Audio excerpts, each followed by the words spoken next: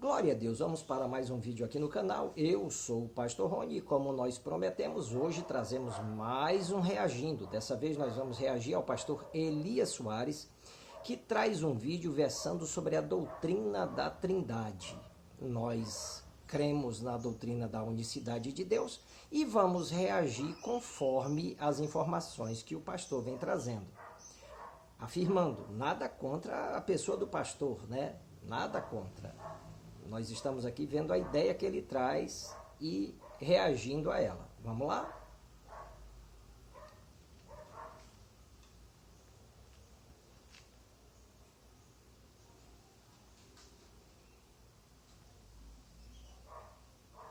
Trindade. Será que é um termo pagão? Qual é a origem do termo Trindade? Quando surgiu esse termo Trindade? Afinal de contas, o que significa Trindade? Será que é um termo pagão? A sua origem está no Egito? Está nas nações pagãs? Ou é um termo próprio teológico que surge dentro do cristianismo? É sobre esse assunto que eu quero falar, a fim de complementar a lição da EBD, a primeira, do nosso primeiro trimestre, que vai tratar justamente sobre a doutrina da Santíssima Trindade. Portanto, eu quero convidar você a ficar comigo para discorrermos sobre este tão maravilhoso assunto. Pai Santo, mais uma vez, queremos te louvar, glorificar e bendizer pela tua graça, fidelidade, amor e misericórdia. Te louvo, Senhor, por essa oportunidade singular de mais uma vez estar juntamente com o teu povo para falarmos deste assunto que diz respeito à tua palavra e a todos nós. Venha nos abençoar, em nome do Senhor Jesus Cristo. Amém. Bom, como eu disse no início, o nosso propósito é falar sobre o termo Trindade. E sabemos que quando falamos acerca da Trindade, as polêmicas são muitas. Existem os haters, existem aqueles chamados antitrinitarianos, existem os unitaristas, existem os unicistas, existem aqueles que aderiram ao conceito do sabelianismo modal, e tem também aqueles que são contra porque realmente são contra. Mas afinal de contas, quando surgiu o termo Trindade? E qual é o significado, a etimologia do termo Trindade? Quem primeiro na história introduziu na teologia cristã, para fazer parte do cristianismo ortodoxo, esse vocábulo ou esta palavra Trindade? Bom, antes de mais nada, eu quero dizer para vocês que nós vamos pedir para que você possa estar compartilhando este vídeo, que você deixe o seu like, que você possa hypar este vídeo, deixe o seu comentário. Se você concorda, deixe o seu like. Se você não concorda, deixe o seu dislike. Se você tem alguma contra-argumentação, deixe o seu comentário aqui. Nós vamos respeitá-lo com certeza. E antes, eu quero citar um texto bíblico que eu quero tomar como base, que está em Mateus, capítulo de número 28, versículo de número 19. Ide, fazei discípulos de todas as nações, batizando-as em nome do Pai, do Filho e do Espírito Santo. Então, a fórmula batismal apresentada pelo Senhor Jesus Cristo já deixa claro que existem três pessoas na divindade e não apenas uma pessoa. Vamos lá. Jesus então dá a ordem. Ninguém foi batizado ali. Ele só ordenou. Não é uma fórmula de batismo. É uma ordem para que se batize em nome do Pai, do Filho e do Espírito Santo. Nós sabemos que a execução dessa ordem se deu através dos apóstolos. E nenhuma das passagens em que nós encontramos os apóstolos realizando ali batismo, nós vemos eles repetindo essa ordem. Pelo contrário, eles executam sempre em nome do Senhor Jesus Cristo. Tendo também a história do sistema religioso romano, informando que no princípio os apóstolos batizavam sim em nome do Senhor Jesus Cristo e que eles vieram trazendo então essa novidade, vamos dizer assim, esse novo modelo de batismo. Informamos também, como a gente sempre coloca aqui no canal, que tanto Mateus 28, 19, que é somente uma ordem, não é uma execução, quanto as passagens que nós temos dos apóstolos, não há ali uma fórmula batismal, tá? A primeira passagem, que é a que Jesus ordena, foi somente a ordem sem uma execução ali no momento.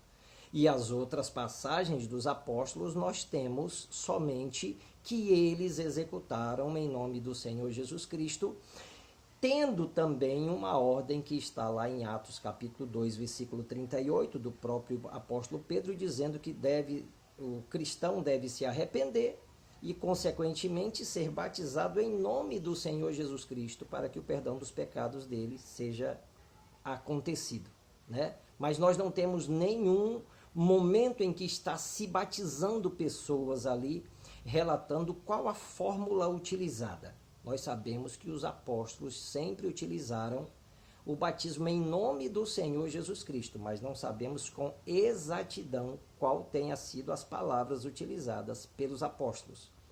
Os unicistas tomam ali Atos 2 e 38, dando referencial como sendo o de se executar.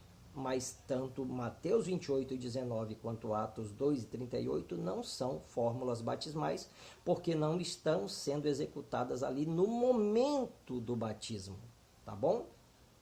Bendito seja Deus. Nós cremos, confiamos que o batismo é em nome de Jesus, mas que não se tem uma fórmula específica. Vamos lá? Temos uma só divindade, porém, 3 pessoas que compõem esta divindade. Coexistem nessa divindade 3 pessoas. E o termo... Ele pega ali a parte em que Jesus fala sobre batizando em nome do Pai, do Filho e do Espírito Santo e já traz ali uma versão de 3 pessoas que coexistem, mas nós não temos dentro da Bíblia Sagrada nada que informe quanto a isso. 3 pessoas nós não temos. Coexistir nós também não temos. Nós falamos muito que foi algo que ficou no imaginário popular. Se desenvolveu essa teoria, se espalhou essa teoria, ficou no imaginário popular e as pessoas recebem, as pessoas aceitam. Mas não está dentro da Bíblia Sagrada esse conceito. Não existe pessoas na divindade. Não existe subsistir na divindade. Mas vamos lá. O Trindade, ele é oriundo do latim, trinitas, e significa tríade, um conjunto de 3, de trinos, que é triplo ou 3. Quem primeiro introduziu esse vocábulo trindade na teologia e que passou a fazer parte do cristianismo ortodoxo é Tertuliano, ele que viveu... Então nós já temos o autor aí desse entendimento, dessa tese que foi espalhada no imaginário popular. Tertuliano. Observe bem, o nome utilizado pelo pastor Elias Soares é Tertuliano. Ele não é Pedro, não é Paulo, não é João, não é Tiago, não é Mateus, não é nenhum dos apóstolos. É Tertuliano, que surgiu na história tempos após os apóstolos, trazendo essa teoria que caiu no imaginário popular, como nós falamos. No período do 2º século da era cristã, ou seja, depois de Cristo. E ele introduz este vocábulo que nós podemos dizer que é um dos grandes mistérios da cristandade. Gente, porque você vai trabalhar... Observe aqui. Na palavra de Deus não existe mistério para o povo de Deus. Ao povo de Deus, tudo é às claras. Jesus nunca disse, está implícito no que eu vou falar, isso ou isso. Ele diz assim, está escrito, em verdade eu te digo. E aqueles que são de Cristo vão recebendo todas as informações explícitas dentro da palavra. Você pode observar, a Bíblia ela é uma só. Está explícito, estampado ali diante de nós todos os textos. Porém, há algumas religiões que têm a tendência de nos levar à ideia de mistério, bendito seja Deus. E o que a gente traz aqui no Reagindo, eu pude observar, eu estou assistindo o vídeo agora, tá? Eu baixei, achei interessante o texto, o título. O que eu acho interessante é que se trazem personagens após os apóstolos para embasar pensamentos, teorias, doutrinas, e essas pessoas aceitam sem questionar. Tertuliano veio no século II, ele acabou de falar. Não estava ali entre os apóstolos, porque os apóstolos viveram somente até o século I. Traz ali um conceito latino, ou do latim, né? Para a tese, a teoria da religião em que segue. Mas nós não temos base bíblica para isso. Essa é a força, esse é o ponto que a gente quer chegar contigo. Tá? Tem toda uma teoria filosófica. Nós vemos aqui filosofia pura para a base dessa teologia que foi implantada. Mas vamos lá. Não somente a questão da natureza teantrópica de Cristo, mas vai trabalhar também a união hipostática do Senhor Jesus Cristo e o relacionamento destas duas naturezas numa só pessoa. Então você tem na Trindade uma pessoa com duas naturezas, tem a pessoa do Espírito Santo e a pessoa do Pai. E a proposta de ter... Uma pessoa com duas naturezas,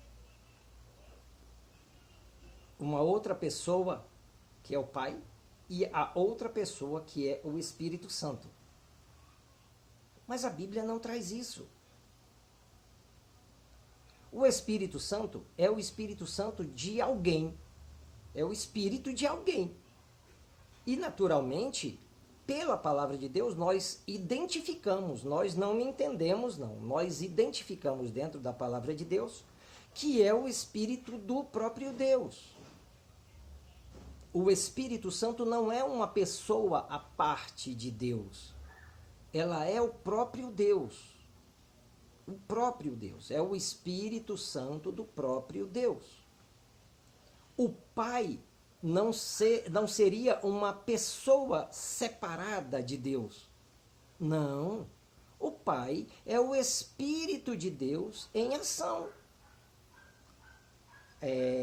Criando, destruindo, sarando, ferindo, matando, fazendo viver, como a palavra do Senhor traz.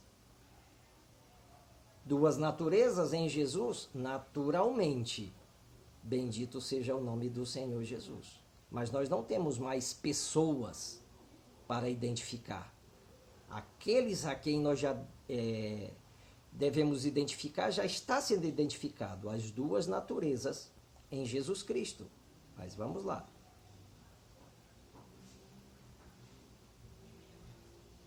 Ao introduzir na teologia esse vocábulo Trindade, foi justamente para apresentar a coexistência destas três pessoas em uma só divindade.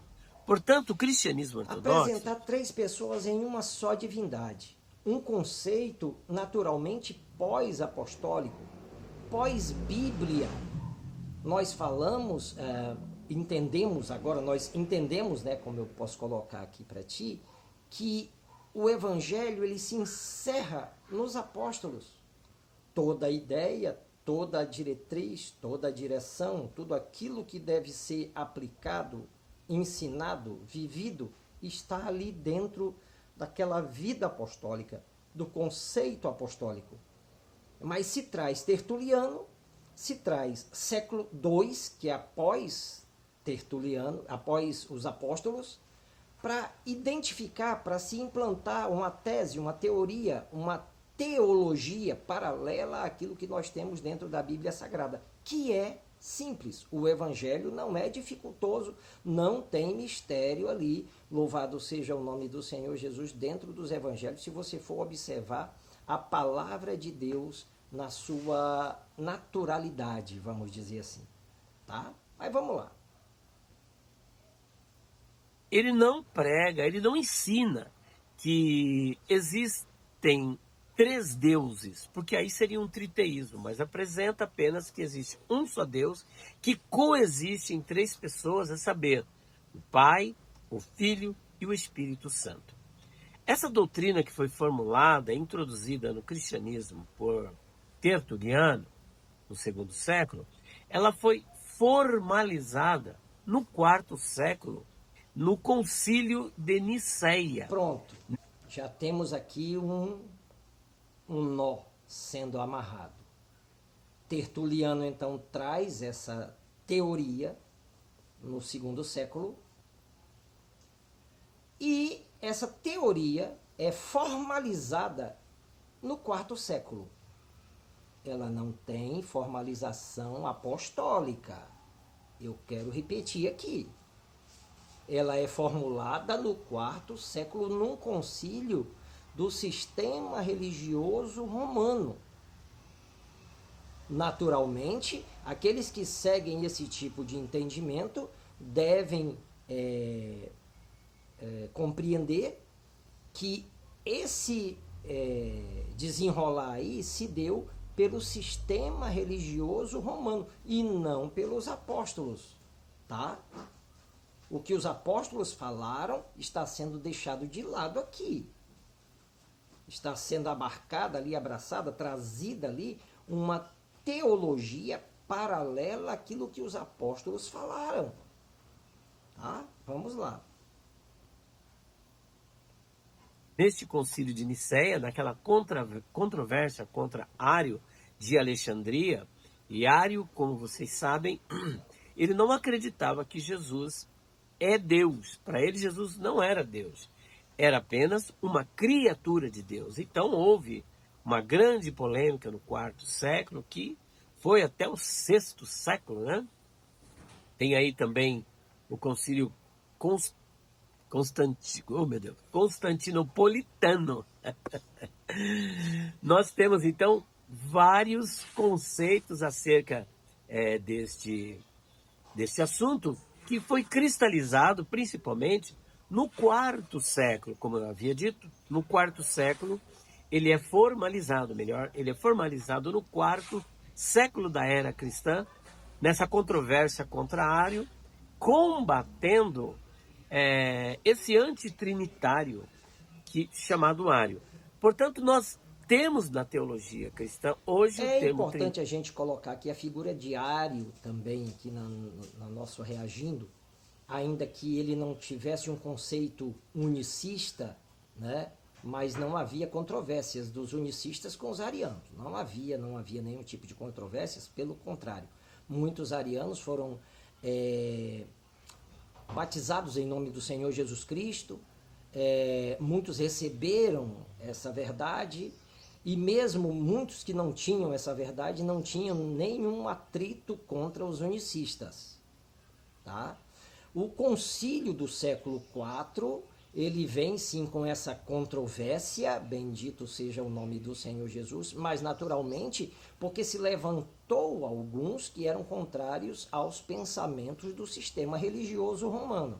O que eu trago aqui também no nosso reagindo é que nós não temos, ainda que alguns falam que existisse alguém ali no meio do concílio, nós não temos nenhuma figura de renome ali dentro do concílio para defender a igreja. O pensamento unicista, os que batizavam em nome de Jesus, nós não temos. Nós não temos nenhum nome, como eu falei, nome de peso que possa trazer esse conceito no concílio. Por qual motivo? Porque nós já afirmamos várias vezes que a Igreja de Cristo, ela sempre foi sufocada e perseguida. Naturalmente, havia perigo, né, de se perder a vida se aparecesse num concílio desse, tá bom? Ainda que o conceito de catolicismo, o sistema religioso romano ali, ainda não tivesse decretado a tão colocada teoria trinitária. Né? Estava sendo formada ali, estava sendo legalizada, vamos dizer, ali, oficializada ali, mas o conceito já vinha se arrastando por um tempo, tá bom?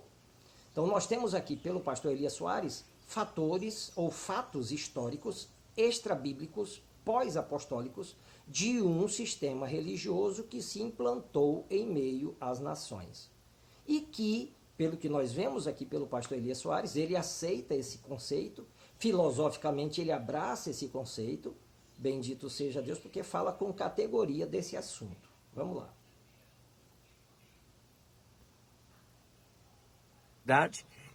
E ele não surge aleatoriamente, ele surge fundamentado na Bíblia Sagrada.